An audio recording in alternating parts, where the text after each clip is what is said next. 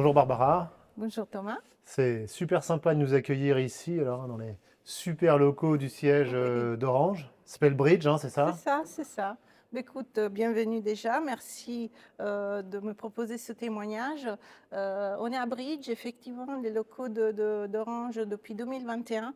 On est installé ici, on est près de 3000 salariés sur 56 000 mètres carrés de bureaux. Donc c'est plutôt assez impressionnant, Ouais, ouais, j'avoue. c'est assez impressionnant. Alors ce qui Ouais, nous occupe aujourd'hui, c'est la question de la gestion des médias chez Orange, la oui. gestion du brand management, la Mm, gestion d'archives patrimoniales. Enfin, il y a pas mal de sujets. On travaille ensemble depuis oui, 5 ans, je je me crois, suis maintenant. accrochée. Quel est le... Peut-être s'intéresser au départ à la genèse de ce projet. Comment vous en êtes venu vous dire, bah, tiens, j'ai besoin de quelque chose, de mettre un D'accord. projet pour ranger des médias. C'est né comment? Alors d'abord, je vais me présenter. Donc, je m'appelle Barbara, je travaille à la direction de la communication et de la marque du groupe Orange. Effectivement, comment on est rentré dans le sujet du DAM? C'est grâce à nos collègues des archives. Il se trouve que la population des archives audiovisuelles du groupe cherchait une solution de stream et d'hébergement à la base pour digitaliser tout le patrimoine, enfin une grosse partie du patrimoine audiovisuel du groupe Orange. Et à côté de ça, nous, à la communication, on cherchait une solution d'hébergement plus standard, on va dire, parce que ce qu'on avait avant, c'était une plateforme qui allait être décommissionnée. Donc c'est à ce moment-là qu'on a commencé à discuter ensemble et embarquer sur le sujet en support toutes les deux directions. D'accord.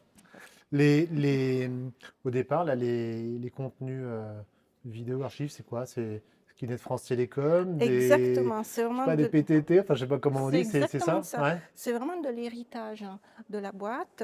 C'est des supports qui étaient sous cassette, qui sont qui ont été digitalisés et qui nécessitent un stockage numérique désormais. Donc à partir de là, les équipes du patrimoine du groupe ont cherché une solution d'hébergement.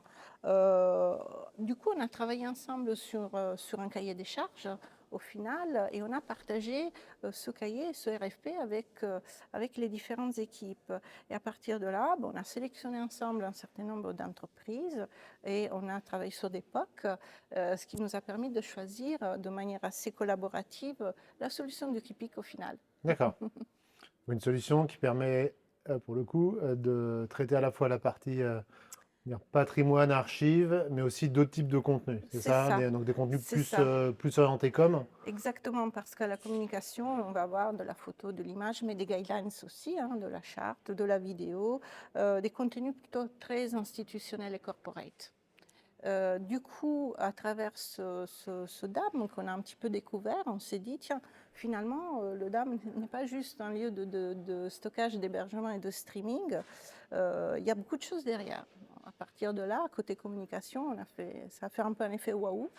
On a pris un peu le pas sur les archives, du coup, parce qu'on s'est un peu plus approprié la solution pour enfin commencer à aborder pas mal de communicants, en tout cas des gens qui produisent du contenu de marque, et ensuite commencer voilà, à migrer tout un tas de contenus jusqu'à arriver au brand site. On détaillera un peu Hmm. après le comment. Au départ, les premiers contenus de com qui sont arrivés dedans, c'est quoi? C'est Communication interne essentiellement. communication interne. C'est plutôt de la com interne. Bon, tout ce qui était un peu contenu institutionnel de membres du COMEX, des choses vraiment destinées aux salariés, plutôt France. Mais D'accord? on est désormais ouvert évidemment au monde. On Ouais, est ouais. sur 26 pays chez Orange, donc 26 pays, 26 cibles de communication différentes, aussi bien internes qu'externes. C'était facile de retrouver tous ces contenus pour aller les Non. ranger? Non, ça n'a pas été facile, non? Non, non, non, évidemment que non, parce que tu te doutes bien qu'il y a des gens qui avaient des serveurs cachés Ouais. sous les bureaux, des choses stockées un petit peu à droite à gauche. Mais là, on arrive à vraiment avoir un fond qui est hyper intéressant. Je crois qu'en tout, on a plus de 80 000 assets désormais indexés. Quand je dis bien indexés et bien documentés sur le DAM, ça c'est une notion aussi très importante, la documentation. Non, ça n'a pas été simple et c'est pas fini. C'est pas fini. C'est Ouais. pas fini. On est encore en train de récupérer des contenus de la fondation d'Orange, par exemple, et d'autres entités qui arrivent avec nous à créer ce fonds patrimonial. Parce que malgré qu'aujourd'hui, ça soit plutôt un outil de brand management ou de communication, notre objectif reste le même, à savoir créer un fonds de patrimoine, d'héritage de l'entreprise, hein, d'audiovisuel, corporate et institutionnel. Voilà. Ça reste quand même l'objectif final. D'accord. Ce projet, en termes de nombre d'assets, de volume, j'aimerais bien comprendre un peu les quantités quand même qu'on manipule ou le type de contenu. Alors, le type de contenu, on est plutôt sur de l'image photo, donc on a, je crois, 70% d'images, 30 de vidéos.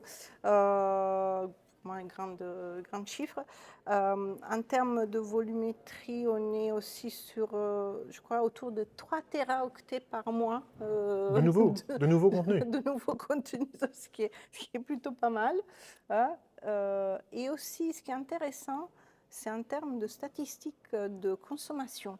Au niveau des téléchargements, alors que ce soit du Brandsite ou d'autres canaux, enfin, si je prends que le Brandsite, on est quand même à plus de 15 000 téléchargements par mois, ce qui n'est pas négligeable.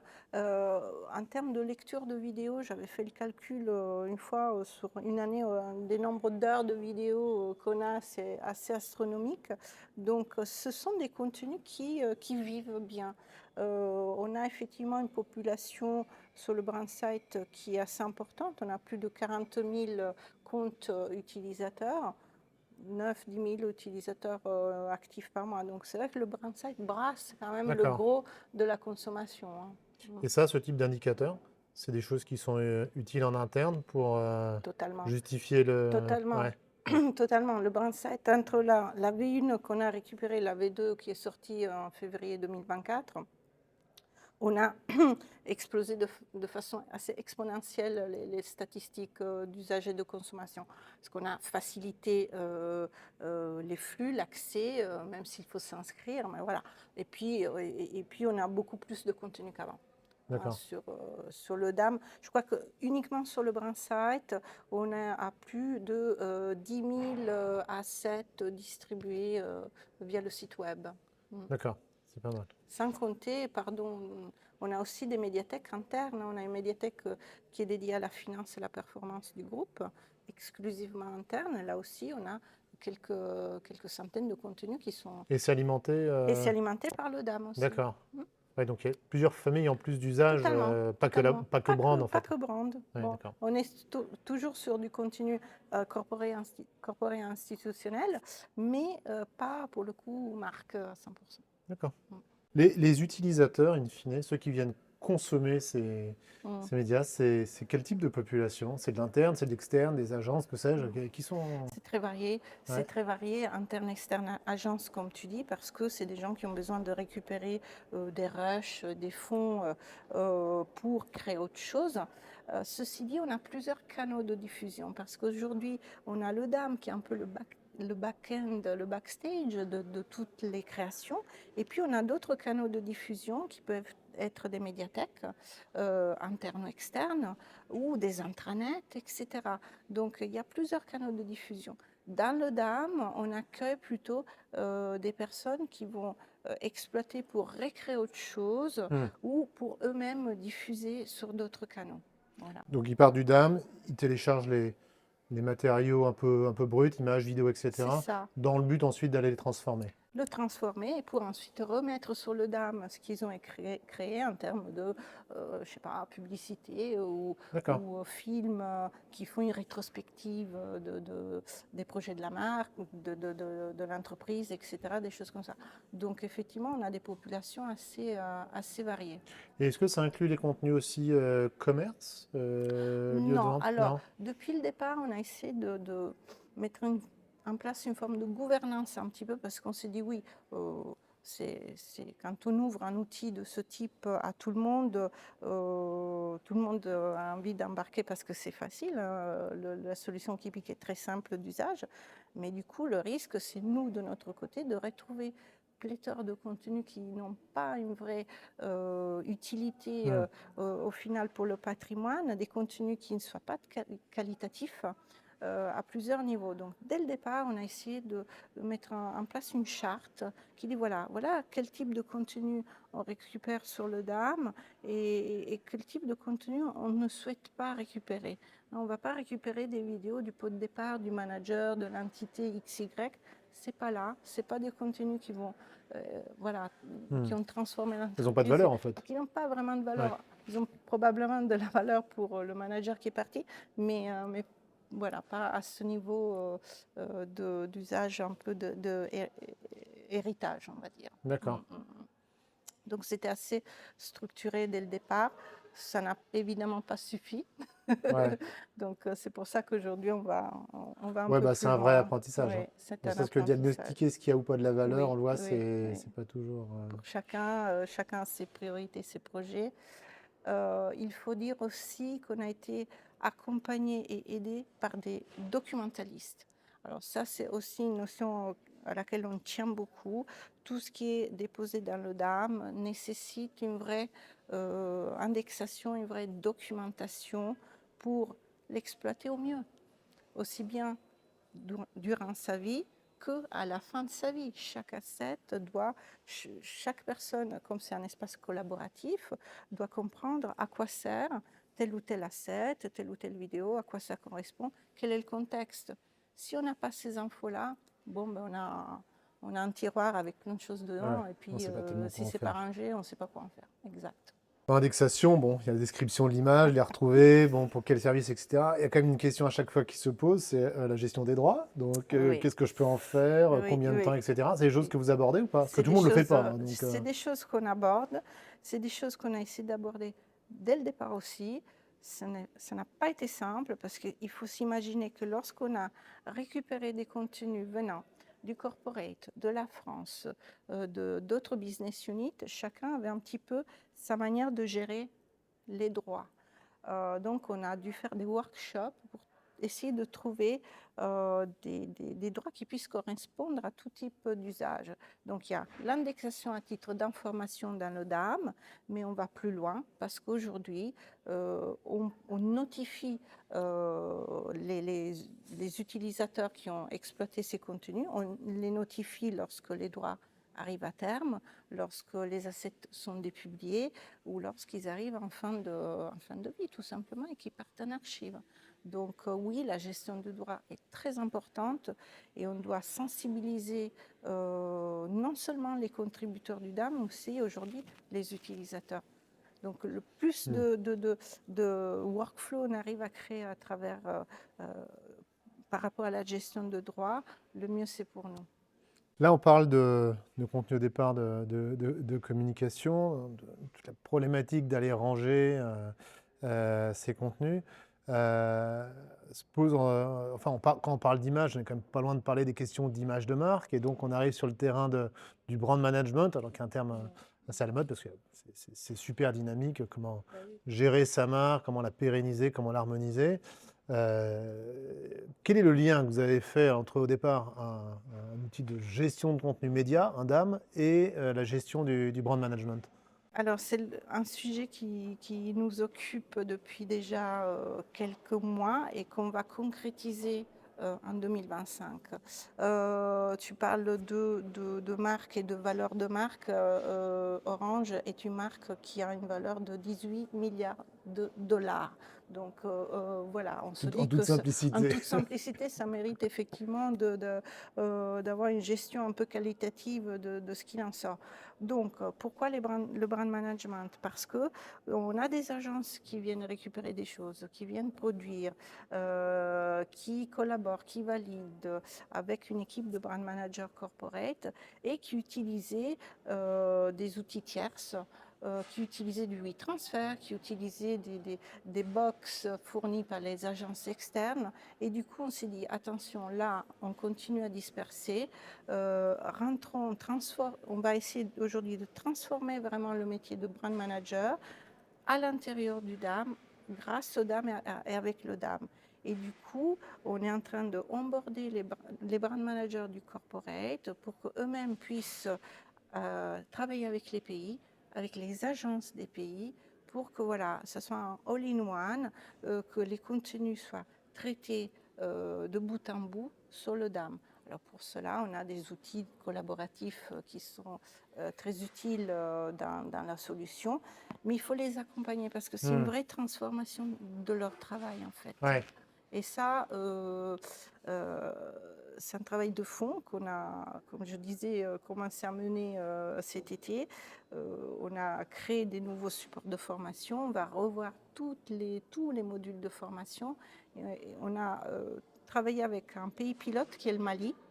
Et ça s'est plutôt très bien passé. Ils sont plutôt très contents. Et du coup, le fait d'avoir des ambassadeurs comme ça, pour nous, ça va être un vrai Et enjeu. c'est les former à quoi? C'est les former à l'usage du brand center ou c'est les former aussi à comment est-ce que je fabrique des contenus de marque? Alors, c'est déjà leur faire comprendre comment ce DAM va leur faciliter la vie, hein, parce que il faut une petite carotte aussi pour les onboarder. Donc, comment ça va les faciliter leur travail de tous les jours et comment ils vont pouvoir diffuser beaucoup plus facilement des choses. Et ensuite, ben, on va rentrer aussi un peu plus dans la technique de l'outil, dans le digital, parce que même si l'interface est simple, bon, ben voilà, il faut accompagner. On parlait d'indexation, il faut leur faire comprendre pourquoi on demande ceci, cela, à quoi ça va servir, etc., etc. Donc, avant, alors ça n'empêchera jamais qu'ils fassent des réunions, des meetings, etc. Maintenant, l'idée, c'est vraiment qu'ils soient aussi beaucoup plus autonomes sur cette gestion. Ouais, Avec, moi, c'est ce qui m'avait frappé quand on préparait ouais. cette réunion, c'est en fait, la question de l'éducation, en Mm, fait, des utilisateurs. Parce que nous, on fournit des solutions logicielles, et puis il y a toujours une sorte de rêve en disant, bah, une fois que le logiciel est en place, le mm, brand center est en place, bah, forcément, les collaborateurs vont venir, ils vont comprendre tout de suite comment se servir de la marque. Il y a les guidelines, il y a les mm. logos, il y a les typos. Bon, il n'y a pas de raison que ça ne marche pas. Puis après, quand on creuse, on se dit, bah ouais, mais c'est un peu curieux parce que dans l'entreprise, bah, ces gens-là, ils ont plein d'autres choses à faire, et puis plein d'autres choses à C'est ça. apprendre. Les Mm, mm. processus RH, les C'est ça. processus sécurité, les Mm, mm. RGPD, enfin, il y en a plein. Et la marque vient en plus En de tout ça. plus, mm. Et moi, je me suis récemment fait enfin, poser la question, mais est-ce que finalement, juste mettre à disposition les contenus comme ça, est-ce que c'est suffisant? Et la réponse, Non, c'est non, en fait. Il non, faut aussi non. les Il accompagner faut les accompagner, en tout cas pour ceux qui contribuent, il faut les accompagner. Et, et aussi en termes de distribution, trouver les canaux justes. Alors, sur le DAM, je reviens toujours sur le DAM, notre idée en 2025, c'est de professionnaliser la contribution. Vraiment, on a ouvert les vannes depuis 2019 pour récupérer un maximum de contenu. Maintenant, on a beaucoup de contributeurs, probablement trop. Donc, il faut qu'on resserre le périmètre. Et encore D'accord. une fois, ce n'est pas du tout pour serrer un peu la vis quelque part de ce qu'on y dépose, mais c'est professionnaliser l'activité parce qu'on va aller plus loin. Et qu'aujourd'hui, même pour les agences, ça va être contractualiser le fait qu'ils vont devoir déposer sur Notre-Dame. Exit les WeTransfer, exit leurs solutions internes qui leur sont propres. Donc voilà, d'où cette idée de professionnaliser les personnes qui vont travailler à travers le DAM. Donc ça, éduquer aussi les agences à les reverser en fait les contenus pour qu'ils Totalement. arrêtent d'en être peut-être les propriétaires et les gardiens. C'est vos Exactement. contenus, ça arrive Exactement. chez vous. Les mécanismes de validation, c'est quelque chose qui va venir dans le DAM ou ça reste encore, ou c'est plus compliqué à mettre en œuvre? Ça va venir dans le DAM, justement parce qu'on avait des étapes, des process de validation qui étaient externalisés au Bransite, externalisés à ceci, à cela. Bon, là, on va se réconcentrer, on va utiliser ce que les espaces collaboratifs nous proposent et on va rester dans le DAM. Ce qui n'empêche, c'est qu'il y a toujours de l'humain. Et nous, notre objectif aussi, c'est trouver des ambassadeurs parmi ces brand managers qui vont pouvoir voilà, créer la communauté et du coup nous aider vraiment à n'avoir qu'un seul canal de création, validation, distribution, fin de vie. Comme tu dis, les agences gardaient tous Mm. ces contenus. On a dû travailler dur pour récupérer des historiques Ouais. de création qui étaient dans des agences externes, qui n'étaient même pas chez nous. Ouais. Donc, pourquoi, je dis, on est propriétaire Ouais, de ouais. ça? On a beaucoup vu ça dans les projets patrimoniaux, Mm. d'archives audiovisuelles, où en fait les sources, elles étaient dans Et les c'était, caves ben oui, des agences en c'est fait. ça. Et, elles les conservaient, je ne sais pas bien pourquoi, mais enfin elles les conservaient, et donc il fallait dealer avec eux pour dire, bon, ce que vous avez Ouais, conservé pendant c'est ça, 30 j'ai ans, besoin de maintenant on aimerait bien le ça, etc. récupérer. Mm. C'est Pas clair, forcément évident. Et alors retrouver les droits à l'image d'archives d'il y a 30 ans, c'est encore c'est quasi un autre, impossible. quasi impossible. Tu parlais tout à l'heure de carottes, c'est-à-dire trouver des effets de levier pour que les utilisateurs adoptent en fait la Oui. solution. Bon, il y a la formation, il y a la question des workflows qui peut finalement les aider à gouverner un peu mieux leur propre travail. En termes de diffusion, est-ce qu'il y a des choses que vous avez mis en œuvre pour lesquelles ils ont une motivation? J'ai envie de dire oui, parce que pendant cette période de mise en place du DAM, moi j'ai hérité d'un projet majeur qui est le Brandsite. Le Brandsite, on a l'année dernière refondu totalement le site avec un nouveau CMS pour faire en sorte que l'intégration avec le DAM soit smooth à 300%. On a beaucoup de travail avec tes Ouais. équipes, tu sais, parce qu'on cherchait une performance optimale. Donc déjà, le canal number one de diffusion, ça va être le Brandsite. Le Brandsite. Avec le Brandsite, on va pouvoir créer des communautés. On parlait des brand managers tout à l'heure. Bien, ces brand managers vont pouvoir aussi avoir à l'intérieur du Brandsite leur canal privé de diffusion. On le fait avec Orange Design et les équipes du Design System. Donc voilà, le Brandsite, c'est le canal. Derrière, c'est que du DAM. Hein. En termes de contenu éditoriaux, bien sûr, on essaie d'éditorialiser tout ce qui est diffusé. On a très peu de pages éditoriales en fait sur le Brandsite, parce que toute l'animation finalement vient du DAM. Ouais, vient des assets eux-mêmes. Des en fait. assets eux-mêmes. Du coup, l'idée, c'est que le fait que ces personnes puissent créer leur communauté de diffusion est toujours pareil hein, sur du contenu corporate, de communication institutionnelle. Voilà, ça permet de onboarder un peu plus facilement les gens parce qu'ils disent OK, j'ai quand même mon espace, etc., etc. Donc ça, D'accord, c'est aussi un levier qu'on essaie euh, de faire grandir en fait. d'accord. On va pas ne pas parler d'intelligence artificielle parce que c'est quand même fin 2024, donc forcément vient la Oui. question. Donc la question du brand management et les techniques d'IA, est-ce que vous expérimentez des choses? Est-ce qu'il y a des choses dans les cartons? Oui, bien sûr qu'on a des choses dans les cartons. Donc, si on parle de vraiment la partie brand management, Brandsite, oui, on travaille sur un outil qu'on a un peu surnommé nous de brand check, qui permet en fait aux créatifs de valider des créations qu'ils ont conçues pour dire voilà, ça correspond à 75% de la charte, 80, 10%, pourquoi? Et voilà, avec un système qui permet de savoir qu'est-ce qui va pas. Donc c'est un peu dissocié du DAM parce que là, cet outil aura sa vie à l'extérieur du DAM.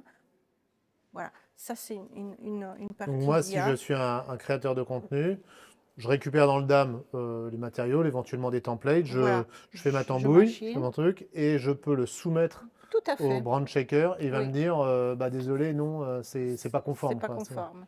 Voilà. D'accord. Donc ça, c'est aussi c'est quelque à travers l'IA. Hein, Et à travers une d'ailleurs. IA, ouais. Là, aujourd'hui, on est sur un bêta test. On a injecté à cette IA, on a injecté à peu près 200 items liés à la charte, que ce soit la balance des couleurs, la police, les couleurs secondaires, etc., etc. On ira encore plus loin parce qu'on a D'accord. énormément de guidelines autour de la marque, surtout quand on crée de l'affichage, même au niveau des textes, ça va assez loin. Donc, mais encore une fois, ça vit à l'extérieur. Dans le DAM, on a aussi, tu sais, on travaille chez Orange Innovation, on a aussi des solutions qui s'approchent de tout ce qui est analyse sémantique, etc. Et du coup, on a déjà des solutions de script qui nous permettent de générer des mots-clés sur les vidéos. En 2025, on va aller plus loin et utiliser cette analyse sémantique pour créer du descriptif, par exemple, que ce soit de la vidéo, de la photo. D'accord. Voilà. Donc là, pour le coup, je soumets des médias à cette IA donc, qui est développée par les Labs Orange. C'est ça. Et en retour, j'ai des descriptions, C'est ça. Et là, ça se des passe dans le transcripts. DAM. Et après, c'est injecté dans le DAM. Et donc, après, on peut rechercher. Exactement, exactement.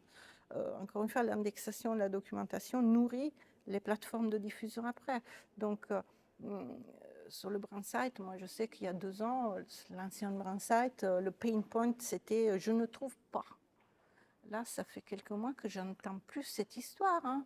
Le je ne trouve pas sur le Brandsite, aujourd'hui, il faut y aller. Hein. Je veux dire, Ouais. le moteur de recherche est soutenu par votre moteur qui pique grâce aux dames. Si j'ai bien indexé, qui cherche, trouve, hein, pour le coup. Ouais, bah, c'est le nerf de la guerre, effectivement. Oui, Ouais, ouais. oui. Une autre question, alors moi qui m'intéresse particulièrement, savoir où est-ce que Kipik t'a aidé et où est-ce qu'on a été bon, et puis peut-être où on doit s'améliorer. Et puis comment, lors du processus de sélection, on a réussi à convaincre que Kipik était la bonne solution pour ce projet. Alors, à l'époque déjà, on a trouvé que la solution de Kipik était simple à utiliser, avec une interface moderne, facile, et puis on sentait qu'on était quand même sur une solution pérenne avec une équipe jeune et dynamique, etc. Mais c'est vrai, en particulier, on a fait tester, on a fait un POC qu'on a testé auprès de plusieurs dizaines de collaborateurs. Donc, on n'a pas choisi tout seul. Et effectivement, le fait que l'application soit intuitive, c'est ce qui a permis, c'est ce qui a vraiment mis la solution Kipik au-dessus du lot. Aujourd'hui, je pense qu'il y a un petit travail là-dessus parce qu'on sent qu'en termes de modernité, Ça on bouge arrive, vite, hein. c'est un peu au taquet, donc ça bouge très vite. Mais je sais qu'on vous challenge pas mal là-dessus aussi. Voilà, mais c'est vrai que le fait que l'application soit intuitive et simple, bon, ben, ça, c'était un gros avantage. Et techniquement, aujourd'hui, en termes de fonctionnalité, on se rend compte qu'en fait, je crois qu'il n'y a, par entendu dire, il n'y a pas d'autre solution de DAM qui ait autant de fonctionnalités que le vôtre. Hein, parce que moi, j'en découvre encore tous les jours. Hein. Ouais. Donc, C'est effectivement, enfin, on essaye d'avoir une couverture de fonctionnalités très large, justement pour être capable d'adresser à la fois des problématiques de patrimoine, où là, on veut être quand même dans le détail au niveau des métadonnées, des droits, etc. D'adresser des projets de com, où là, il faut que ça aille vite, diffuser rapidement, les réseaux sociaux, etc. Dans d'autres contextes, ce n'est pas le cas vraiment ici, mais être capable aussi d'absorber des contenus type photoproduits, où là, on essaye d'industrialiser le flux de validation des photoproduits pour les mettre sur les e-commerce. On essaye d'avoir ce côté d'âme un peu 360 pour gérer tous les cas de figure. Et nous, c'est vrai que tout ce qui est aussi paramétrage des profils, que ce soit de contribution ou de visite, c'est quelque chose vraiment qui est 100% en phase avec ce qu'on fait sur le Brandsite. Donc du coup, et là, on peut aller très très loin, hein, très très loin. Et ça, je crois et on a la main en plus, on peut le faire tout seul. Et ça, c'est vraiment formidable. D'accord. Merci beaucoup Barbara, ça fait un beau tour d'horizon et c'est un vrai projet qui nous tenait à cœur et notamment par ce côté multidimension, on parle à la fois de contenu du patrimoine, de contenu de marque, de contenu de communication et puis on va dire d'industrialisation de tous les processus qui sont derrière. C'est chez Kipik notre cœur de métier, donc ça illustre parfaitement. Écoute, on a grandi avec le DAM, dans le sens que ça a été une découverte au final, et du coup, nous, ça nous a permis aussi de mûrir avec. Voilà, c'est tout. D'accord. Merci. Merci encore. Merci à toi.